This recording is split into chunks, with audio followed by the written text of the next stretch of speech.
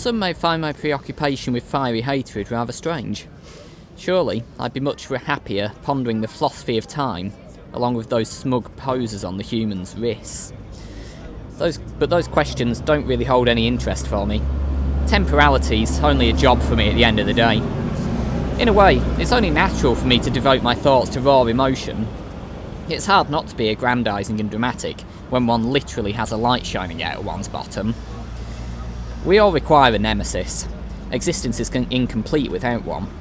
The Samaritans in my square are always talking about the power of love and friendly communication. When they're stood under me, people's conversations often turn to the subject of supporting one another. I suppose they have a point. Expressing love for another being is agreeable in the same way that a burger from the shopping centre might be. But in spite of this, I can't help but feel that such things are a little cheap and tawdry. Now, hatred, on the other hand, that's like prime steak, cooked on a grill of rage. It's true experience of decadence and satisfaction that it's simply impossible to replicate in any other way. Such emotions are best expressed when one is acquainted with a nemesis, a being who embodies all that is abominable with the world. A nemesis allows one's rage to be channeled towards concrete objects. Yes, a good nemesis can be the benchmark by which one can judge one's own relationships. They can drive one to self-improvement through striving to get the upper hand over them. A really good nemesis will even allow one to gain an understanding of the workings of the world and how to manipulate it to one's will. My nemesis is called Finn, and he pisses on my leg. Every night we fight the same battle. My hands turn 10, and he trots smugly into my square, dragging his meat slave behind him. I stare down at him with all the contempt I can muster as he cocks his leg up on my northeast side, daring him to violate me once again. As the warmth trickles down between my leg and the bolt that imprisons me, I allow the madness to thrash wildly about my mechanical soul. I feel the most complete loss of self it's possible for the spirit to experience. For a fleeting moment, I feel perfection. Like Ra battling across the underworld to bring the sunlight, every night we fight the same battle, every night it ends the same way.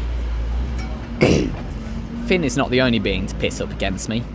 Sometimes late at night, the humans will come and relieve themselves, singing with joy at the prospect of watering me. However, I can't bring myself to make these beings my nemeses. They're just pathetic creatures who constantly look to me to regulate their schedule-obsessed existences. They don't have the freedom to hold grudges worthy of my attention. They're nothing like my Finn. He has no need for time, and so can commit his heart and soul to the eternal conflict that I exist for. He never sings during our engagements. Words would only tarnish the moment. He knows there's no place for joy in our struggle. In my dreams, I'm able to remove the shackles from my feet. I flex my limbs that have for so long remained stiff and thrill at the power that I can finally express. I channel my desires into actions and at long last manifest my will towards creation.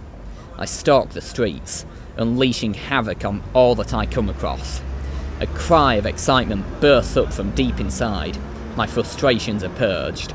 All reason is muted as the rage crashes over me like thunder. The humans tremble powerlessly as I reduce their world to ash. And as quickly as the fury rises inside my soul, it ebbs away, and I feel peace. I see my Finn. His body is silhouetted against the backdrop of the flames. I see him rooted to the spot, the warm blood of humanity trickling between his toes. And I know that he and I are the same. I have finally repaid him for all that he has done for me. But I won't destroy him. Not my beautiful Finn. I, his nemesis, have given him reason to exist. And I still need him. For what is life without an entity to define oneself against?